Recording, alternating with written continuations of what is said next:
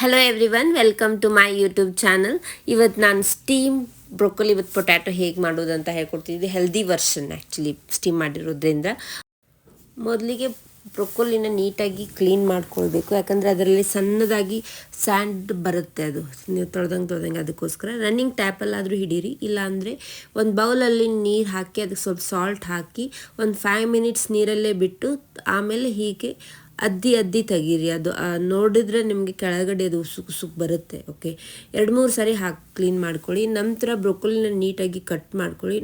ಭಾಳ ಸಣ್ಣದಾಗೇನು ಬೇಡ, ಮೀಡಿಯಮ್ ಸೈಜಲ್ಲಿ ಕಟ್ ಮಾಡಿ ಇಟ್ಕೊಳ್ಬೇಕು. ಈ ಫೋರ್ಕ್ ಅಥವಾ ಕೈಲಿ ಹಿಡ್ಕೊಂಡು ತಿನ್ನೋಕೆ ಬರಬೇಕದು, ಅದಕ್ಕೋಸ್ಕರ. ಇದಾದಮೇಲೆ ಒಂದು ಪೊಟ್ಯಾಟೊ ನಾನಿಲ್ಲಿ ತೊಗೊಂಡಿದ್ದೀನಿ.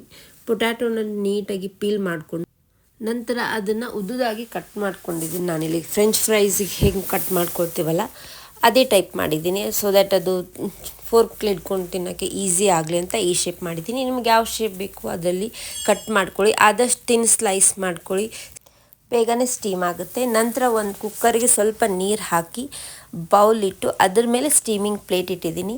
ಮೊದಲಿಗೆ ಪೊಟ್ಯಾಟೊ ಹಾಕಿ ನಂತರ ಬ್ರೊಕೊಲಿ ಹಾಕಿ, ಯಾಕಂದರೆ ಬ್ರೊಕೊಲಿ ತುಂಬ ಬೇಗನೆ ಬೇಯುತ್ತೆ. ಅದಕ್ಕೋಸ್ಕರ ಫಸ್ಟ್ ಪೊಟ್ಯಾಟೊ, ಅದ್ರ ಮೇಲೆ ಲೇಯರಾಗಿ ಇದನ್ನು ಬ್ರೊಕೊಲಿ ಹಾಕಿ ಲಿಡ್ನ ಕ್ಲೋಸ್ ಮಾಡಿ ಒಂದು ಬೌಲ್ ಅದ್ರ ಮೇಲೆ ಮುಚ್ಚಿ ಕುಕ್ಕರ್ ಮೇಲೆ ವಿಸಿಲ್ ತೆಗೆದು ಇಡಿ.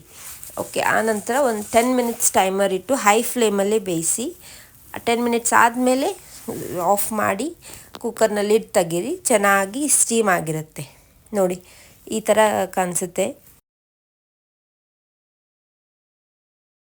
ಒಂದು ಪ್ಯಾನ್ ಗ್ಯಾಸ್ ಸ್ಟವ್ ಮೇಲಿಟ್ಟು ಗ್ಯಾಸ್ ಆನ್ ಮಾಡಿ ಅದಕ್ಕೆ 1 ಸ್ಪೂನಷ್ಟು ಬಟರ್ ಹಾಕಿದ್ದೀನಿ. ಬಟರ್ ಕರಗಿದ ನಂತರ 1/2 ಸ್ಪೂನಷ್ಟು ಪೆಪ್ಪರ್ ಪೌಡರ್, ರುಚಿಗೆ ತಕ್ಕಷ್ಟು ಉಪ್ಪು ಹಾಕಿ ಅದನ್ನು ಎಲ್ಲ ಕಡೆ ಅದು ಪ್ಯಾನ್ ತುಂಬ ಸ್ಪ್ರೆಡ್ ಮಾಡಿ, ಅದ್ರಲ್ಲಿ ಕರಗಿದ ಬಟರು ಇದೆಲ್ಲ ಮಿಕ್ಸ್ಚರ್.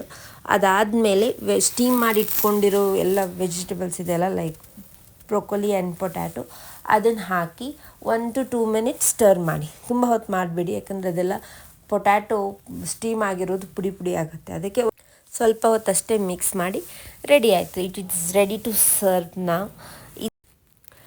ಇದನ್ನು ಮಾರ್ನಿಂಗ್ ಬ್ರೇಕ್ಫಾಸ್ಟ್ಗಾದರೂ ತಿನ್ಬೋದು, ಮಧ್ಯಾಹ್ನ ಲಂಚ್ ಒಟ್ಟಿಗೆ ಸಲಾಡ್ ಅಂತ ತಿನ್ಬೋದು, ಇಲ್ಲಾಂದರೆ ಈವ್ನಿಂಗ್ ಸ್ನ್ಯಾಕ್ಸ್, ಹೆಲ್ದಿ ಸ್ನ್ಯಾಕ್ಸ್ ಆಗಿಯೂ ತಿನ್ಬೋದು. ಐ ಹೋಪ್ ಈ ರೆಸಿಪಿ ನಿಮಗೆ ಇಷ್ಟ ಆಗಿದೆ ಅಂದ್ಕೊಳ್ತೀನಿ. ಇಷ್ಟ ಆಗಿದ್ದಲ್ಲಿ please like, share and subscribe. Thank you so much for watching. Please keep supporting me. Thank you.